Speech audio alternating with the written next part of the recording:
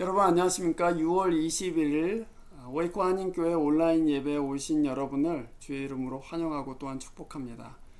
한 주간 여러분의 일터에서 또 가정에서 여러 가지 수고와 또 경험들, 어려움들과 기쁨들 가운데 계시다가 지금 하나님 앞으로 나오셨습니다. 우리가 몸으로 같이 있지는 못하지만 함께 하나님 앞에 마음을 들어 올리는 그런 시간이 되었으면 하고요. 또 주님께서 우리 마음 가운데 믿음 주시고 또 하나님의 말씀으로 위로하시고 도전하시는 그런 귀한 예배의 시간 되기를 함께 바라면서 같이 주님께 예배하도록 하겠습니다.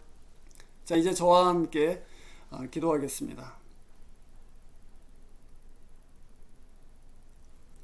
전능하신 하나님 아버지, 우리의 마음을 주님께로 들어 올리고 또한 은혜 베푸시는 하나님께 가난한 심령으로 무릎 꿇고 또한 경배합니다. 여러 처소에서 하나님을 향해서 마음을 들어 올리고 또한 믿음의 눈으로 주를 바라보는 주의 백성들을 주님께서는 기뻐하시고 또한 위로해 주시며 새 힘을 부어주시는 줄로 알고 감사드립니다. 여러 어려운 상황 가운데 있는 저희들이지만 그리스도의 은혜로 날마다 살고 있음을 고백하고 또한 매일매일의 삶 가운데에서 우리를 인도하시고 우리에게 능력 주시는 그리스도의 은혜를 함께 감사드립니다. 주님, 저희들이 함께 모여서 예배할 수 있는 시간이 아직 오지는 않았으나 우리의 영으로 또한 우리의 믿음으로 예수와 함께 있는 것으로 알고 감사드립니다. 주님, 오늘 예배 가운데에서 온전히 주님께서 찬송을 받으시기를 원하고 하나님의 주권과 하나님의 은혜로우심을 드러내 주시기를 소원하고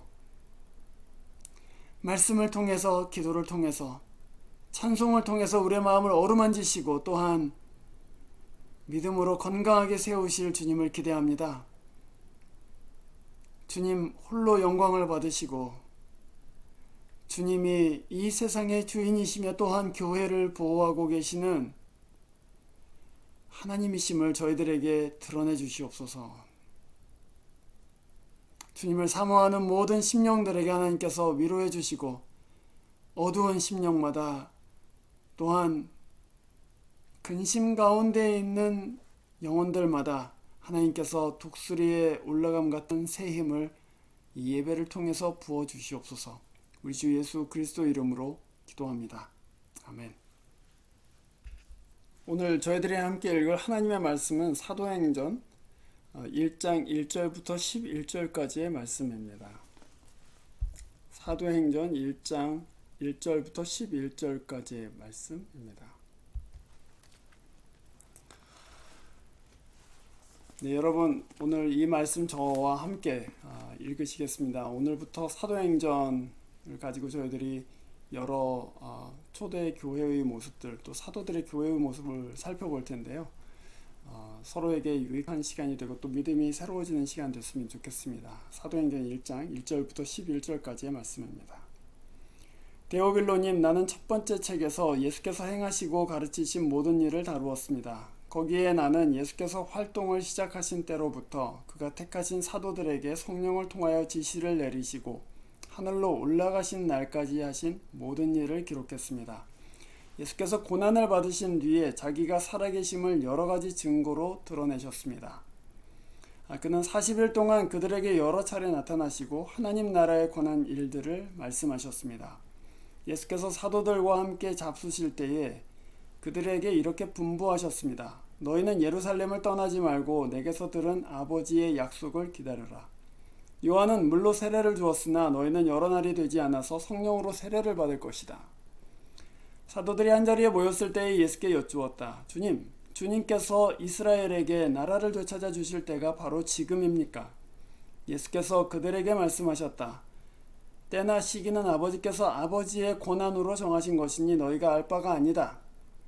그러나 성령이 너희에게 내리시면 너희가 권능을 받고 예루살렘과 온 유대와 사마리아에서 그리고 마침내 땅 끝에까지 이르러 내 증인이 될 것이다. 이 말씀하신 다음에 그가 그들이 보는 앞에서 들려 올라가시니 구름에 쌓여서 보이지 않게 되었다. 예수께서 떠나가실 때에 그들이 하늘을 쳐다보고 있는데 갑자기 흰옷을 입은 두 사람이 그들 곁에 서서 갈릴리 사람들아 어찌하여 하늘을 쳐다보면서 서 있느냐? 너희를 떠나서 하늘로 올라가신 이 예수는 하늘로 올라가시는 것을 너희가 본 그대로 오실 것이다 하고 말하였다. 아멘. 부활 후에 40일 동안 예수님께서 제자들과 함께 있으면서 여러 가지로 가르치셨다고 오늘 본문이 얘기하고 있습니다. 근데 그 가르침의 내용을 이 사도행전의 저자인 누가가 하나님 나라에 관한 일 이렇게 요약했습니다. 그것이 예수께서 전하신 복음의 그 중심에 있는 내용이죠. 여러분이 잘 아시다시피 예수님께서 세상에 오셔서 처음에 복음을 증거하실 때에 회개하라 하나님의 나라가 가까웠다 이렇게 말씀하셨고요. 또 여러분이 잘 아시는 바와 같이 여러 가지 비유를 말씀하실 때에도 계속해서 하나님의 나라는 이런 것이다 하고 가르치셨습니다. 근데 그 하나님의 나라가 무엇이냐라고 얘기할 때 그 하나님의 나라는 하나님께서 다스리신다는 하나님의 주권이 드러나고 그 다스리심이 실현되는 것을 의미하죠. 말하자면 우리가 흔히 얘기하는 것처럼 하나님의 나라는 죽은 다음에 가는 그런 나라가 아닙니다. 그 나라는 사실은 이 땅에 침노해서 들어오는 나라이죠. 유대인에게는 그런 개념의 하나님의 나라가 없었습니다. 그들은 언제나 하나님의 나라 할 때는 다윗 왕을 통해서 하나님께서 나라를 주신 것 같이 이스라엘 백성들에게 하나님이 다스리시는 어떤 실제적인 나라가 임하는 것을 늘 생각했습니다. 죽어서 어디 유토피아 같은 데 간다 하는 것은 나중에 이교에서 들어온 사상이지 유대 사상에서는 사실은 없었던 일이죠. 그래서 오늘 본문 6절에 사도들이 예수님께 그렇게 묻습니다. 예수님, 하나님의 나라가 이제 회복되는 것이 바로 지금입니까? 이스라엘에게 이 나라를 회복해 주시는 것이 지금입니까? 이렇게 묻습니다. 그들은 하나님의 나라가 이 땅 가운데 임할 것을 기대하고 있었습니다. 그런데 사실은 그들이 잘 몰랐던 것이지 하나님의 나라는 예수님을 통해서 이미 이 세상 가운데 들어왔습니다. 하나님의 통치가 발현되기 시작한 것이고 강력하게 임하기 시작한 것이고 더 궁극적으로는 하나님이신 예수께서 직접 이 세상에 오셔서 다스리셨기 때문에 하나님의 나라가 사실은 예수 그리스도와 함께 임한 것이죠. 그 나라는 이 세상의 나라와는 다릅니다. 이 세상은 평화를 유지하기 위해서 무력으로 다스리죠. 또 사람들을 강제해서 어떤 것을 지키게도 하고 또 못하게도 하고 그렇게 만듭니다.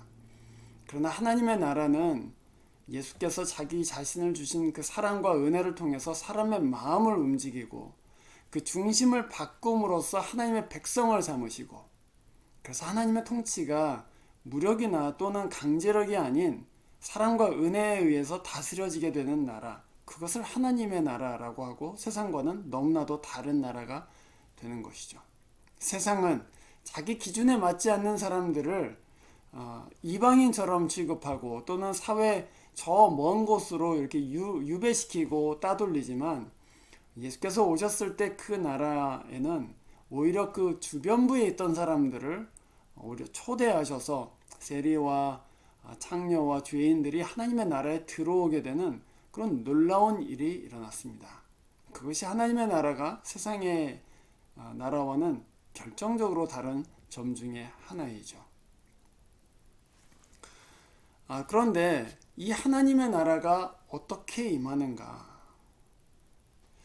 그럴 때 우리가 예수님께서 이 하나님의 나라를 계속해서 가르치셨고 또 제자들에게도 이 나라를 증거하라고 말씀하셨는데 이 나라가 어떻게 임하는가라고 우리가 질문할 수 있습니다.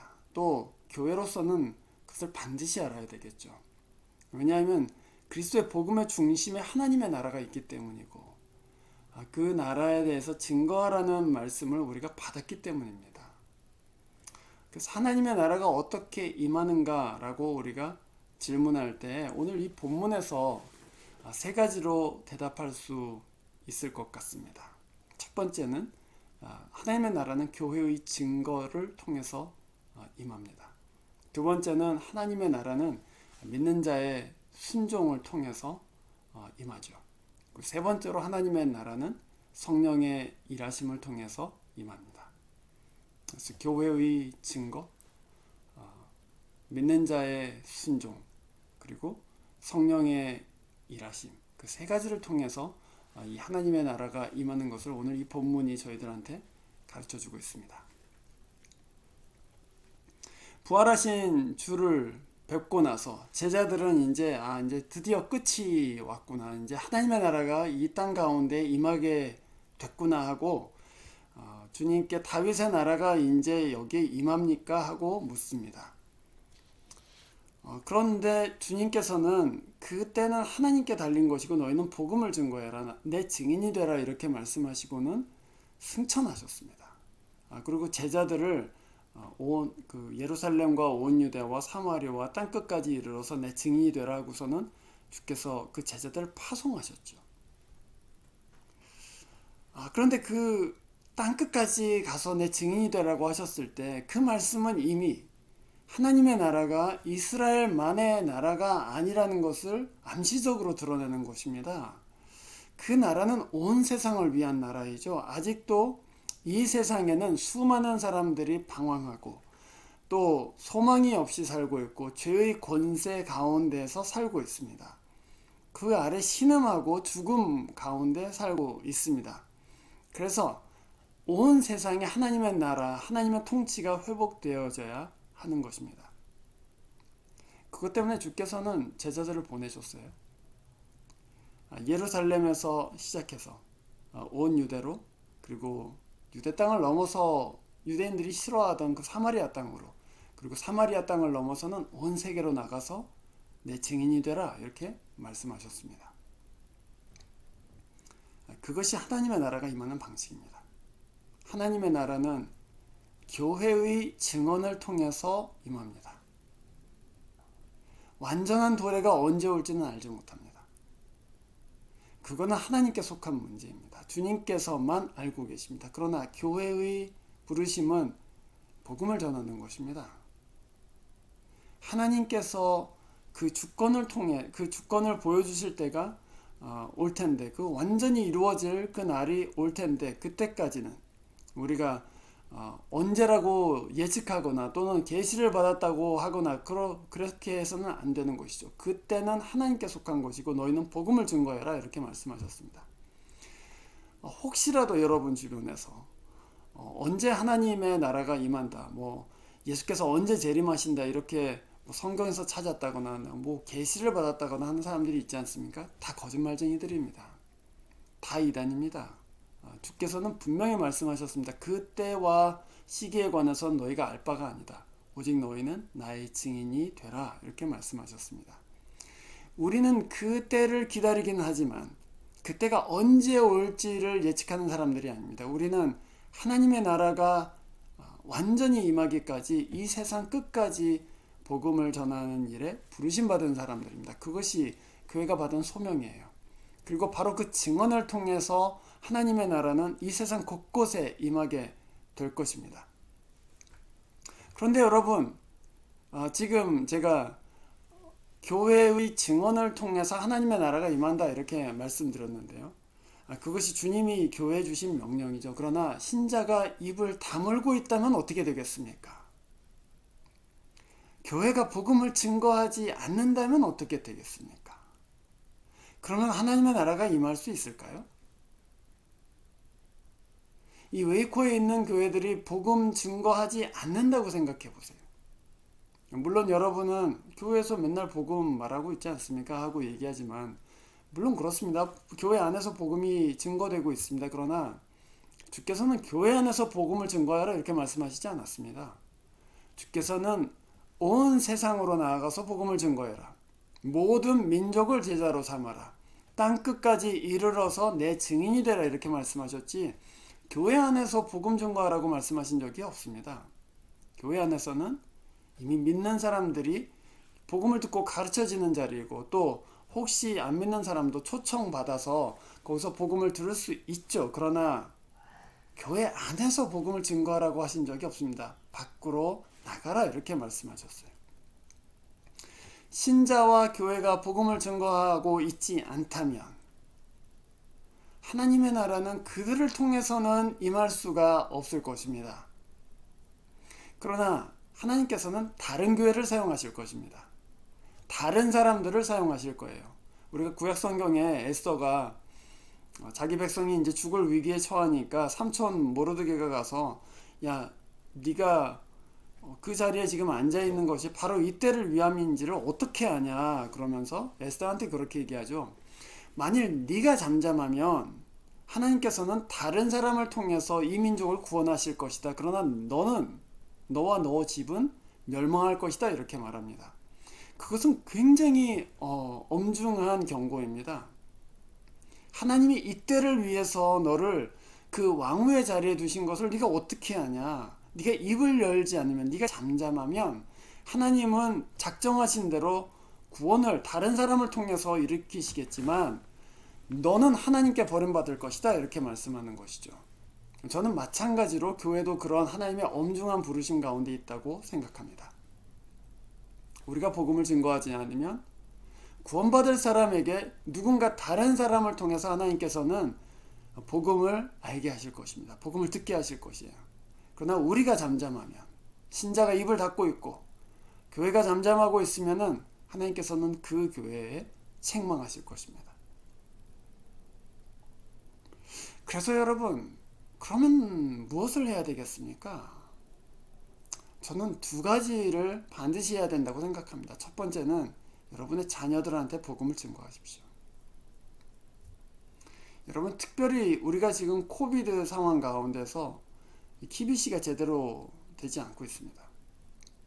물론 녹화를 해서 아이들이 그 말씀을 배울 수 있는 그런 채널들을 열어두고 있지만 여러분, 그것은 사람이 직접 가르치는 거하고는 많이 차이가 있습니다. 부모들은 반드시 자녀들에게 복음을 전하고 또한 복음을 가르쳐야 될 의무가 있습니다. 여러분이 갖고 있는 신앙이 어떠하든지 간에 여러분의 자녀들에게, 특별히 여러분 어린 자녀들에게 자녀가 어릴 때서부터 복음 가르치기를 소홀히 하지 마십시오. 그걸 교회에 넘기지 마세요. 여러분, 만약에 교회가 코비드 상황 같은 게 계속되면은 여러분의 자녀들이 그냥 복음 없이 살기를 그냥 방치하시겠습니까? 아이들한테 성경이라도 읽어주시고 같이 데리고 기도를 하시고 또 하나님의 말씀을 가르쳐 주세요. 그래야지만 여러분, 이 교회가 살고 여러분의 자녀들이 살 것입니다. 두 번째로는 여러분은 불신자들에게 복음을 증거할 기회를 찾고 또한 그들을 주께로 인도하려고 기도하셔야 합니다. 여러분은 어느 불신자를 위해서 기도하고 계십니까? 혹시 여러분은 복음 증거하는 것을 부끄러워하고 계시지는 않습니까? 불신자의 삶에 하나님의 나라가 임하지 않으면 그 불신자는 마지막 심판을 견디지 못합니다. 여러분이 의사라고 생각해 보세요. 여러분의 좋은 친구가 있는데, 잘 살고 또 행복하게 사는 친구가 있는데 건강검진 해보니까 지금 암 말기란 말이에요. 여러분, 그 친구한테 너 지금 당장 수술 받지 않으면 죽는다 이렇게 말하는 거를 주저하시겠습니까? 지금 잘 살고 있는데 괜히 내가 찬물 끼얹는 거 아닌가 그렇게 생각하시겠습니까? 아니죠. 여러분 가운데 믿지 않는 친구들이 있다면 그 사람들의 마지막 상태에 대해서 여러분은 심각하게 생각하셔야 됩니다. 이 사람한테 복음이 들어가야만 될 텐데 이렇게 생각하시고 이 사람이 심판을 넘어갈 수 있어야 될 텐데 그래서 그 친구를 또는 그 이웃을 주께로 인도하기 위해서 기도 시작하셔야 됩니다. 복음 증거하기를 여러분 부끄러워하지 마십시오. 예수께로 인도하세요. 그것이 주께서 우리에게 주신 사명이고 그 사명을 통해서 하나님의 나라가 우리가 복음 증거하는 그 사람에게 임하게 됩니다.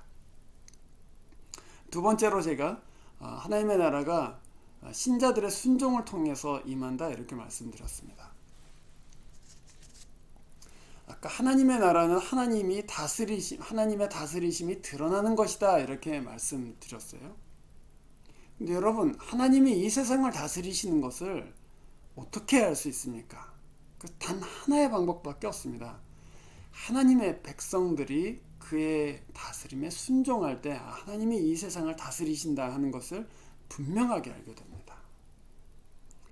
사람들이 신자의 증거를 받아들이고 주 예수께 순종하기 시작하면 하나님의 나라가 임하는 것을 분명하게 볼 수 있죠.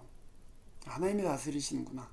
저 사람들이 예수를 알지 못했던 사람들인데 그 복음을 듣고 예수를 주로 받아들이고 그리고 그 예수께서 가르치신 것, 그 예수께서 말씀하신 것에 순종하기 시작하는구나. 그것을 보고 저 사람 인생에 하나님의 나라가 임했네.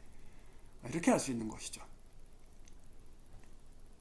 주께서 원수를 사랑하라고 하셨기 때문에 평소에 같았으면은 되갚아줬을 텐데 또 욕을 했을 텐데 또는 폭력적으로 대했을 텐데 평화의 사람이 되기로 작정할 때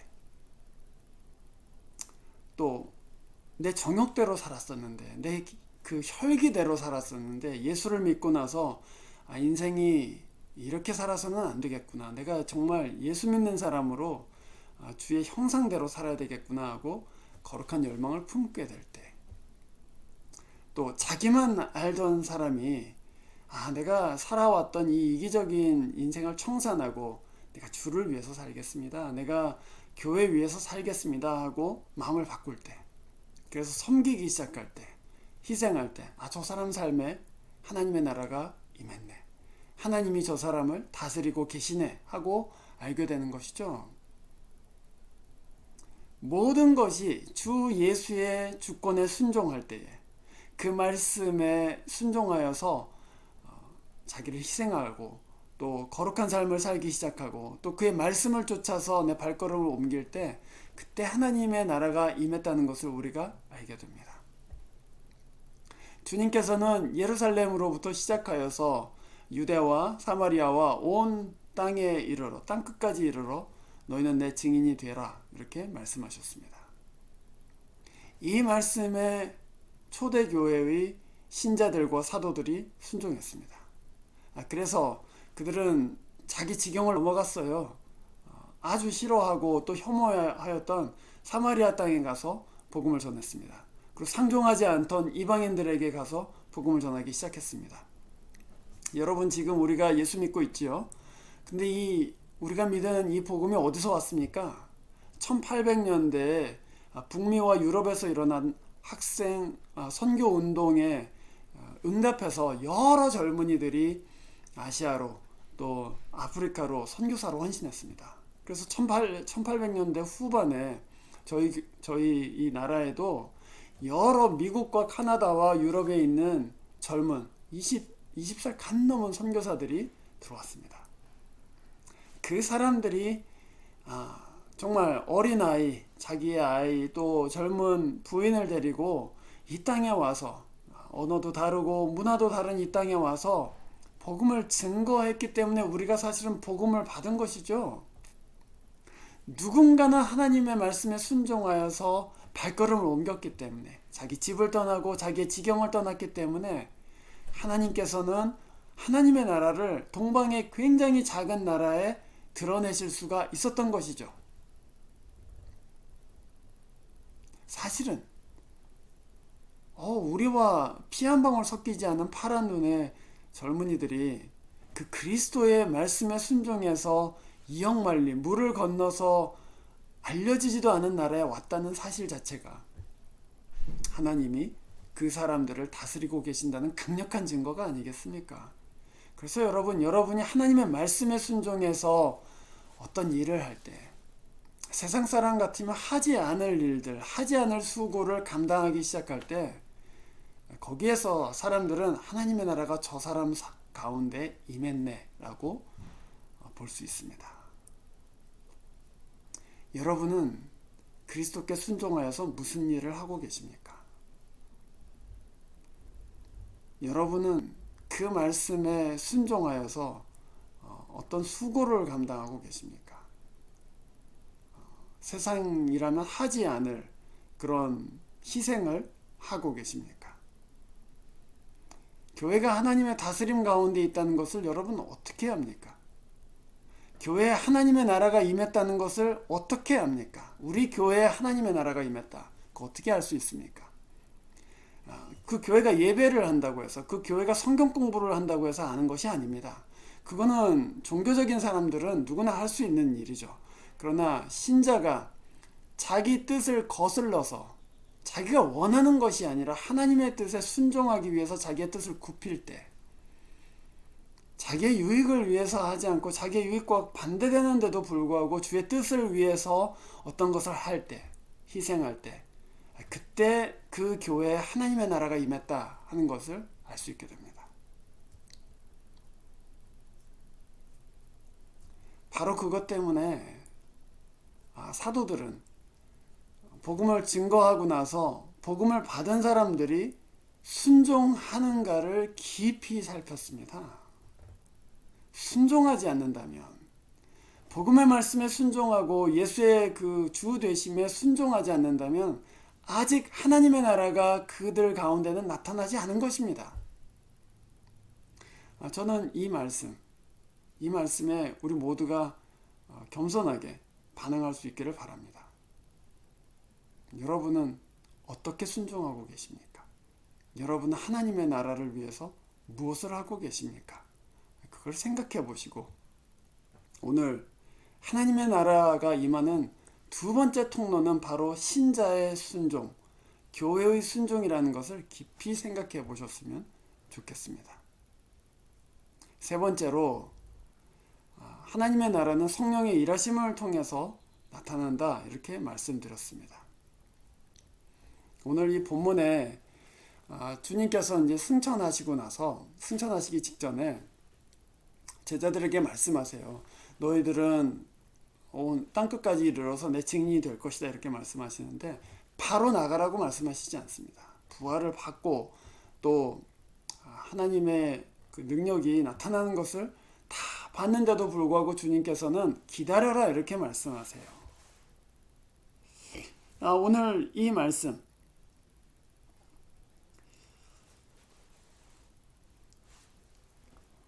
5절 말씀에, 그 4절과 5절 말씀에 보면 주님께서 제자들에게 너희는 예루살렘을 떠나지 말고 아버지의 약속을 기다려라, 이렇게 말씀하십니다. 그리고 요한은 물로 세례를 주었지만 너희는 성령으로 세례 받을 것이다, 이렇게 말씀하시죠. 그래서 바로 나가지 못합니다. 제자들은 기다려야 했습니다. 하나님의 나라는 우리의 힘으로 증거되거나 또는 임하게 되지를 않습니다. 주께서는 분명히 그 증언을 통해서 하나님의 나라가 임하게 하시지만 그 증언 자체조차도 사람의 힘으로 할 수 있는 것은 아니죠. 그래서 성령이 임하여서 너희들에게 그 능력을 주기까지 너희들은 나가지 말고 여기서 성령을 기다려라, 이렇게 말씀하십니다. 성령의 권능이 없이는 나가서 증언을 해봐야 소용이 없을 것이다, 이 말씀이죠. 사도행전 곳곳에서 성령께서는 사도들의 증언 가운데 또 제자들과 여러 그리스도인들이 증거하는 가운데 그것을 듣는 사람들의 마음을 열어주시고 복음을 믿게끔 해주셨습니다. 성령이 그 마음을 열어주셔야지만, 또 성령이 깨닫게 해주셔야지만 그 복음을 들은 사람들이 비로소 예수를 주로 섬기고 또한 순종할 수가 있었던 것이죠. 그래서 바울은 골로새의 교인들한테 편지를 쓰면서 자기를 위해서 전도의 문이 열리기를 위해서 기도해 주십시오, 이렇게 기도합니다. 부탁해요. 바울은 그것을 잘 알고 있었어요. 성령의 능력이 없이는 자기가 전하는 것이 아무런 열매를 맺을 수 없다는 것을 분명하게 알고 있었습니다. 사람의 능력으로 증거할 수 없습니다. 여러분, 우리 교회 아무리 돈이 많거나 또는 유능한 사람이 많아도 복음 절대로 증거되지 않습니다. 주의 능력이 임하기 전까지는, 성령이 우리에게 전도의 문을 여시고 사람들의 마음을 여시고 깨닫게 해주시기 전까지는 우리에게 어떤 전도의 열매가 맺히지 않습니다. 그래서 사실은 교회는 성령을 구해야 되는 것이죠. 성령을 간절하게 구해야 됩니다. 분명 오늘 이제 이 1장을 지나고 나면은 오순절 성령을 통해서 성령이 초대교회에 부어지는 사건이 일어나게 되는데, 여러분, 그것은 상징적인 사건입니다. 그냥 한 번 부어졌다고 해서 2000년 동안의 교회가 다 성령 충만한 교회가 되는 것이 절대 아니죠. 신자의 삶에서도 마찬가지입니다. 우리가 어떤 때 은혜를 경험해서 성령이 충만한 그런 어떤 순간들이 있잖아요. 하나님을 위해서 진짜 희생하고, 진짜 힘을 다해서 주를 사랑하고 하는 그런 성령 충만한 그런 기간이 있지요. 그러나 계속해서 성령의 충만을 구해야 될 수밖에 없습니다. 주님이 계속해서 내 삶에 또 이 교회에 역사해 주시기를, 주님이 계속해서 성령께서 그 문을 열어주시기를, 그 불신자들의 마음을 주장해 주시기를 간절하게 기도할 수밖에 없어요. 세상의 일들은 우리가 열심히 하는 만큼 열매가 맺히는 일들이 많이 있습니다. 그러나 하나님의 일은 그렇지가 않습니다. 하나님의 일은 사람이 열심히 한다고 해서 열매가 맺혀지는 것이 아닙니다. 하나님의 일은 하나님의 영이 도우셔야지만 가능해요. 하나님의 영이 그 권능을 주시고 그 문을 여시고 마음을 여셔야지만 하나님의 일들은 열매를 맺혀갑니다. 그래서 여러분, 간절히 기도하셔야 됩니다. 우리 교회를 위해서, 여러분 자신을 위해서 성령께서 일해 주시기를, 성령께서 권능을 주시기를, 성령께서 문을 열어주시기를 위해서 간절히 기도하시기를 바랍니다. 제가 최근에 알게 된 한 자매가 있습니다. 그 자매 그 히스패닉 자매인데 10년 전에 베일러에 들어와서 이제 베일러에서 불신자로 신입생으로 들어왔습니다. 근데 이제 교회 친구들이 있었는데 교회 다니는 친구들이 자기를 스몰 그룹에 계속해서 초대했대요. 그래서 이 친구는 거기를 불신자니까 가고 싶었겠어요. 그냥 가는 둥 마는 둥 그랬는데 계속해서 초대를 하는 거예요. 그래서 몇 주일에 한 번씩 가고 그랬는데 그 그룹에서 계속 이 자매를 위해서 기도하는 거예요. 복음의 문이 열리도록 기도합니다. 그런데 이 자매가 간증을 하는데 그런 간증을 들었어요. 자기가 이제 2학년이 돼서 어느 날 자기가 그 일주일에 한두 번씩 이렇게 나이트 클럽에 가서 이렇게 좀 놀고 오고 그랬는데, 그날 1월 달이었는데 클럽에 들어가자마자 이 클럽이 너무 디스커스팅하게 생각됐다는 거예요. 갑자기 역겨워지고, 내가 이런 쓰레기 같은 곳에 시간을 보내야 되나, 내가 이런 유흥가에서 인생을 그렇게 낭비할 것인가, 모든 것이 역겨워졌다는 거예요. 갑자기 자기는 놀려고 갔는데 들어가자마자 그런 일이 일어났다는 거예요. 그래서는 그 클럽에서 나오자마자 그 거리에서 예수께 자기의 삶을 드렸다는 것입니다. 하나님, 제가 이렇게 살지 않고 저는 이제 주님을 위해서 살겠습니다. 그러고 자기 인생을 클럽 앞에서 하나님께 드렸다는 거예요. 근데 제가 그 간증을 듣는데 이거 뒤에서 누군가 기도했구나, 그 생각이 들었습니다. 누군가 기도한 거예요. 누군가 이 돌아오지 않는 자매를 위해서 기도했습니다. 그것도 간절하게 지속적으로 기도했어요. 그래서 하나님께서는 그 기도에 응답하셔서 성령을 보내오셔서 그 자매의 마음 가운데 거룩함에 대한 열망을 주셨고, 내가 이렇게 살아서는 안 되겠지. 그래서 그 입맛을 완전히 바꿔주신 것이죠. 저는 그런 간증을 여러 차례 들었습니다. 담배를 갑자기 끊어버린 사람, 술을 끊어버린 사람, 음란의 영에 시달리다가 그것을 끊는 사람들, 사람의 능력으로 되는 일이 아니죠.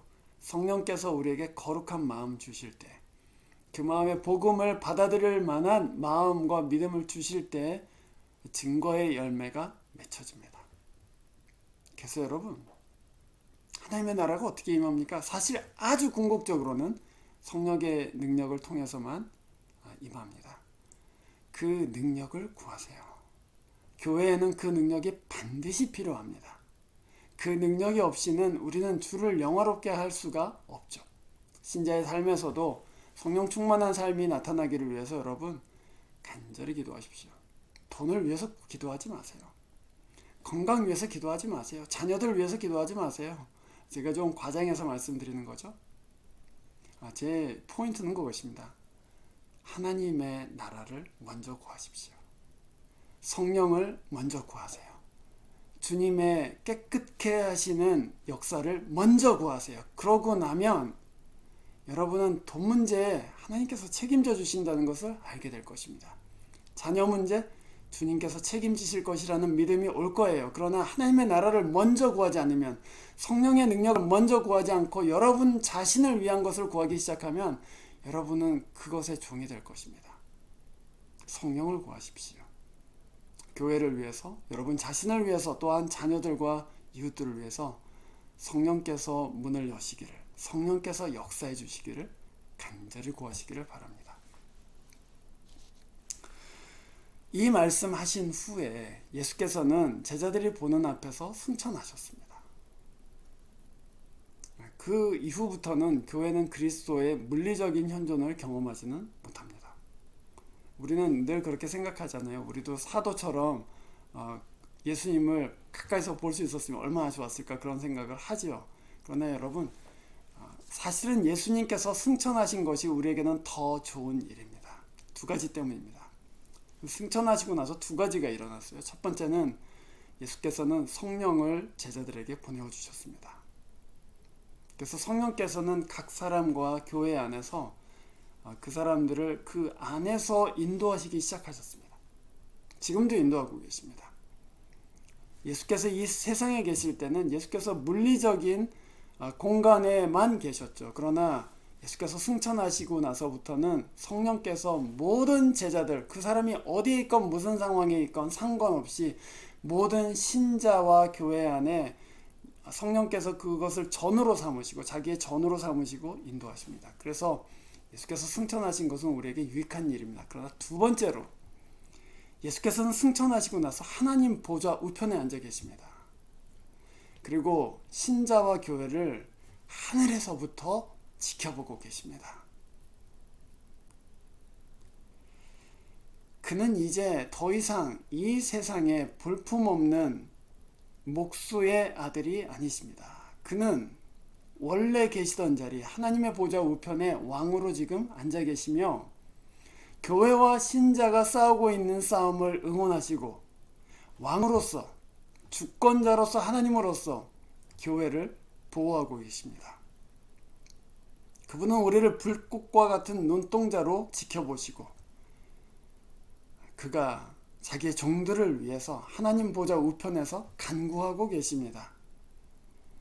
그래서 교회는 그것을 믿고, 성령께서 우리 가운데 계시고 주 예수께서 하늘에서 우리를 응원하시고 보호하시고 또한 인도하고 계시다는 것을 믿고, 이 세상에서 그리스도의 말씀에 순종하고 그리스도의 말씀을 쫓아서 복음의 증인으로 살기 시작하고, 그리고 성령을 구하면서 하나님 나라의 열매들을 맺어가는 것이죠. 여러분은 이 주님께서, 부활하신 그리고 승천하신 주님께서 여러분을 하늘 위에서부터 내려다보고 계시다는 것을 영광스럽게 생각하셔야 됩니다. 그리고 그 눈앞에서 정결하게, 거룩하게, 그리고 충성되게 살기를 오늘 다짐하시고, 또 그 그리스도를 주로 삼아서 순종하시고 복음의 문을 열어주시도록, 성령이 역사해 주시도록 간절히 기도하시기를 바랍니다. 그러면 주님께서 우리 교회에, 그리고 여러분의 가정에 하나님의 거룩한 나라가 나타나는 것을 분명하게 보여주실 것입니다. 기도하겠습니다. 전능하신 하나님 아버지, 무엇으로 주님을 기쁘시게 할 수 있을까요? 우리가 돈을 드린다 한들, 우리가 무슨 예배를 드린다 한들, 또 성경을 수백 번을 읽는다 한들 주께서 기뻐하시겠습니까? 주께서는 잃어버린 양들을 찾고 계시고, 주님께서는 하나님의 나라를 임하게 할 순종하는 사람들, 순종하는 교회를 찾고 계시는데 주님, 우리의 마음 이 세상의 것들로 가득 차서 주의 말씀과 또 마음을 잃어버리지 않도록 주님, 저희들을 일깨워 주시고 먼저 하나님의 나라와 의를 구하는 교회가 되도록 인도해 주십시오. 하나님의 나라가 임하는 통로가 되도록 하나님 증거하는 교회 되게 인도해 주시고 주의 말씀에 순종하여서 하나님의 다스림심이 우리의 삶을 통해서 교회를 통해서 나타나게 해 주십시오. 주의 백성들이 가는 곳마다 성령의 능력이 나타나고 성령의 일하심이 드러나서 우리가 어디에 있든지 무엇을 하든지 그리스도께서 온전히 영광을 받으시는 거룩한 교회가 되도록 인도하여 주시옵소서. 저희들은 코비드라는 큰 사회적인 혼란과 또 곤경 가운데 살고 있으나 우리 살고 있는 시대가 어떠하든지 환경이 어떠하든지 그리스도께서 그 주신 말씀이 매이지 아니하고 복음의 능력이 계속해서 나타나는 교회가 되도록 도와주시옵소서. 우리 주 예수 그리스도 이름으로 기도합니다. 아멘. 제가 축도함으로 예배를 마치겠습니다. 이제는 우리 주 예수 그리스도의 은혜와 하나님의 극진하신 사랑과 성령의 교통하심이 하나님의 말씀에 순종하여서 그 나라를 위해서 살고자 하는 주의 백성들 위해 그 가족들과 모든 일터 위에 이제와 영원토록 함께 계시기를 간절히 축원하옵나이다. 아멘. 예배를 마쳤습니다. 여러분 오늘 복된 주일 되시기를 바랍니다. 감사합니다.